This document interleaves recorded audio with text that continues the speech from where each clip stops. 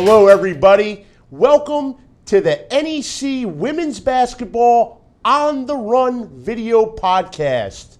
I'm Ralph Ventre. I'll be your host for the program, and today it's a special edition of On The Run. We have a guest analyst in studio. It's my pleasure to be joined by Craig D'Amico, the voice of NEC Women's Basketball on ESPN3. Craig, thanks for your time today. We'll start it off by you telling us where they stand. Well, first of all, glad to be here. I feel like we were just here previewing the season just like yesterday, and now here we are with two weeks left to go. Where'd the time go? But you're right, it's an exciting time of the year in the Northeast Conference, and this past week, 4 teams punched their ticket officially into the NEC tournament this March by clinching playoff spots. You have Sacred Heart right now all alone in the top spot. They lost their first conference game to Robert Morris, rolled off 7 straight wins, lost by 2 to Bryant, and now have won their last 5. So that's 12 of the last 13. They are on a roll and 1 game up above the rest of the pack in the standings. Meanwhile, the Bryant Bulldogs, they've lost 3 of the last 4 games, but they're only 1 game back from Sacred Heart. They do have the head-to-head win against Sacred Heart, and they play Sacred Heart coming up next weekend. And another team on the rise, we have Central Connecticut State. They're a team that started 0-3, 2-4 in conference play, but they're right there at the 5 spot tied with FDU, 1 game back of Robert Morris for one of those top 4 spots. And we know top 4 is a big deal because you get in the top 4, you clinch a home game in the first round. Absolutely. It's that time of year where we look at the race to first, the race to 4th, and then the race to 8th for the final tournament berth. You mentioned Sacred Heart, Craig, and they lost the league opener to Robert Morris in early January, but they avenged that loss this past Monday night, taking care of business at the Pitt Center. That, coupled with St. Francis Brooklyn's win over Bryant, has Sacred Heart alone in first place, as you mentioned. So buckle up, I guess, right? It was a big win for Sacred Heart over Robert Morris. You mentioned avenging that early loss at the beginning of the season. I was most impressed, though, with their defensive effort. We know they're balanced, especially down low, with players like Tarsi and Kimmel and Castro and Williams running the show. But their defensive effort, holding Stamma Lamprou to just 4 points, making her struggle throughout the night shooting the basketball, I thought that was more impressive than anything. And as for Bryant, this is kind of what happened like last year. Remember, they were neck and neck with Central Connecticut State last year. They lost the final Saturday to St. Francis Brooklyn, and then that allowed Central Connecticut to sneak in and clinch the regular season. Good news for Bryant, though, is that this isn't the final weekend. Even though they lost to St. Francis Brooklyn again, they still have 2 more weeks and a head-to-head match with Sacred Heart to still make up that 1-game deficit. 4 games to go for each of the NEC's 10 teams. That's where we stand at this point in the season. Now, Craig, it's time for a Twitter timeout. I'll give it to you. 30 seconds. We'll extend it into a full. You're on the clock. Well, you're the master of the Twitter timeouts. I hope I do this right for my first go-around, but I'm going to pull up a tweet from @CHO'Connor, Chris O'Connor on Twitter, and he had a great one. He said, if you're missing out, you are missing out if you aren't getting at Sacred Heart WBB games. The team is rolling and now all alone atop the #NEC WBB standings.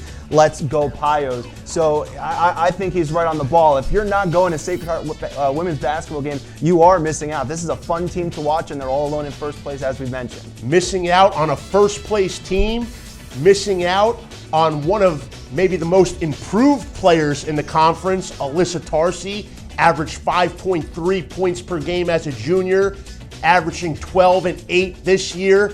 Player of the week this week after a monster performance, averaged a double-double, 18.5, 16.5. And she's not the only one. Adacia Williams, of course, Hannah Kimmel. Living up to preseason expectations as a first-team all-conference player coming in. Yeah, so a lot of good things happening in the Pitt Center for Jessica Minetti's Pioneers. And if you haven't been there already, you've been missing out, but there's still time to salvage that season. Make your way over to the Pit and enjoy the first place Pioneers. Now, can I get one more Twitter timeout? Can I get a second 30?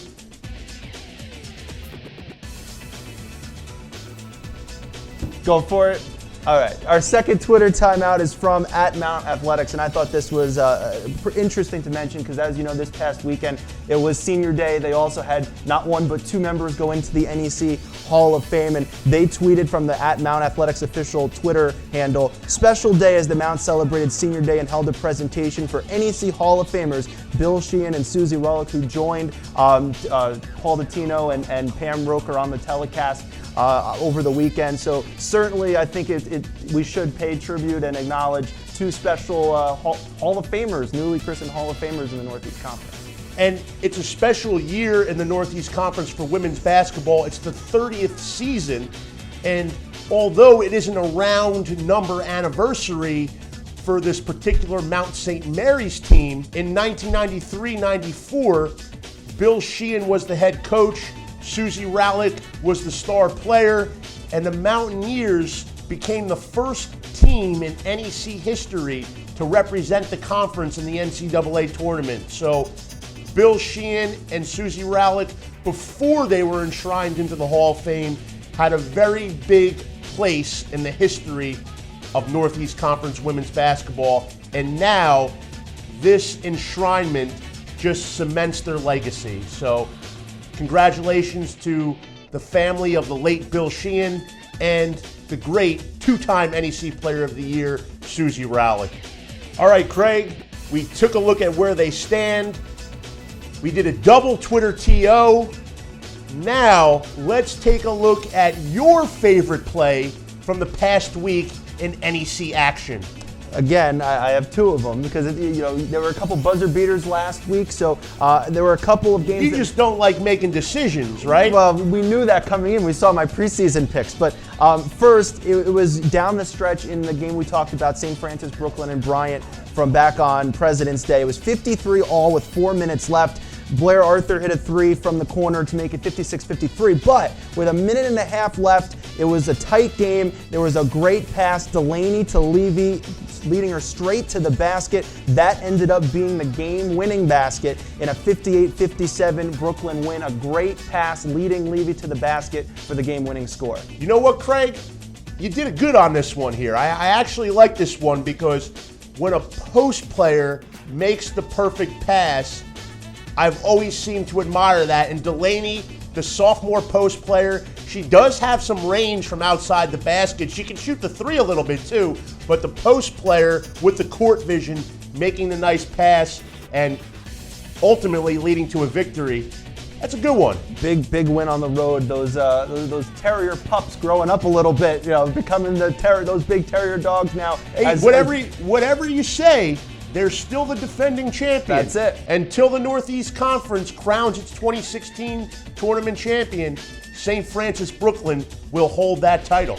Absolutely. Now the second one, we had a couple buzzer beaters, including a half-court shot last week, so we got to. That was a wild one. We got to throw a buzzer beater in here. Aisha Brock with a three at the end of the third quarter. St. Francis against Mount St. Mary's. It cut the Mountaineers' lead to just three, and then that propelled St. Francis to outscore the Mountaineers 24-12 in the fourth quarter. The Red Flash would end up going on to win 73-64. So it was that three at the buzzer to end the third quarter that helped propel St. Francis to a big road win. So a buzzer beater swings the momentum, and Aisha Brock, it's good to see her stepping up and making contributions. The Flash came into the year with a young team. She was one of the returning veterans, and it looks as if she is serving her role well for Coach Joe Hay. Absolutely. All right, Craig, you know the drill.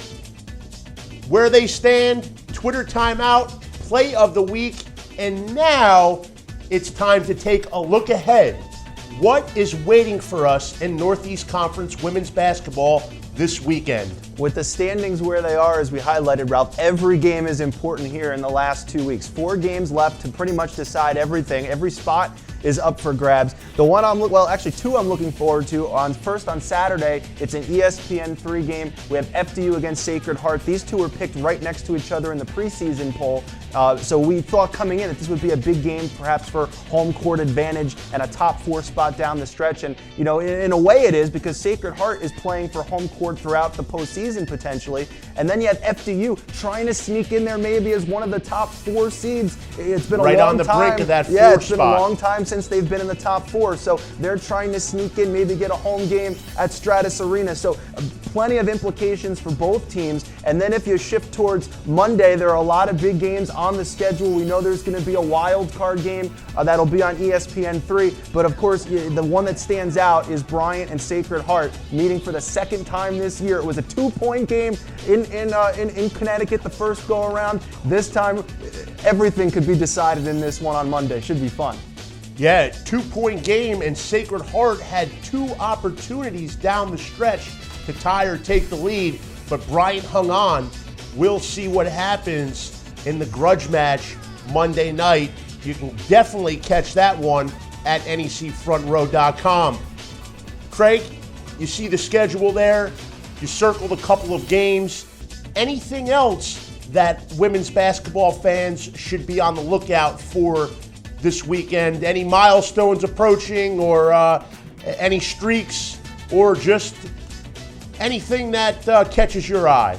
Yeah, Rob, everything is pretty much big, especially here, as we mentioned, the final 2 weeks. Playoff positioning, scoring titles. You have races for perhaps player of the year, defensive player of the year. So everywhere you look in NEC women's basketball, there's some kind of competition, some kind of race that's still undecided here as we go towards the finish line. And absolutely, we have hit the stretch run. It's crunch time. This is when the money is made. The bottom line, a lot of exciting women's basketball action awaits in the coming weeks. And absolutely, we have hit the stretch run. It's crunch time. This is when the money is made.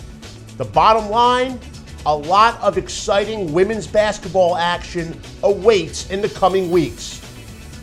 Thank you for joining us on NEC Women's Basketball on the Run video podcast. For analyst Craig D'Amico, I'm Ralph Ventre. This is a presentation of Northeast Conference Front Row.